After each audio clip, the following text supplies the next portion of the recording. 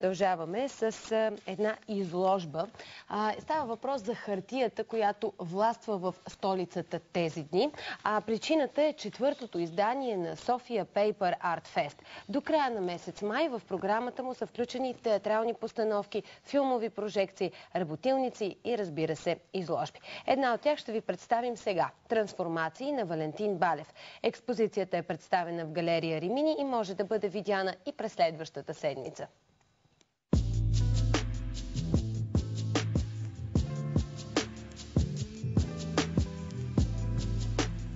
Тази галерия всъщност е част от програмата на така наречения Хартиен Арт Фест. Нещо, което набира все повече обем и значимост фестивал. Повода беше, че просто получих една награда за български автор преди 2 години и по регламент трябва да направя и изложба.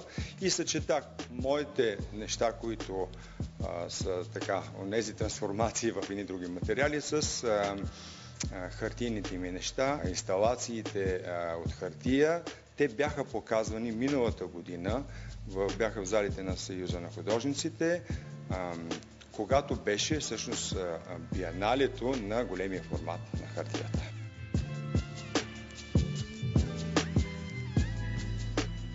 Значи, трансформации не е случайна дума за мен. Това е моята концепция и което завършика и в хартийните ми инсталации. Като главната концепция и идея, която искам да внуша е, че светът е единен. Това е моето разбиране.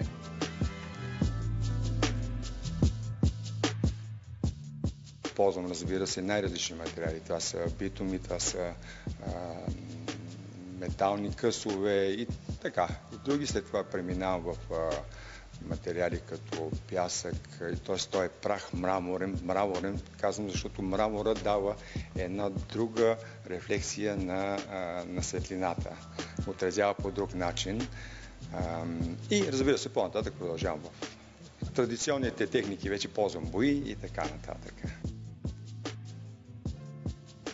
Аз използвам огън и в моите картини, които използвам, разбира се, съвсем други материали, обработвам ги първоначално с огън, така и в тези инсталации от хартия също ползвам огън и на практика тези трансформации, както вече обичате да захващате за тази дума, са обединителя в моето излагане тази година.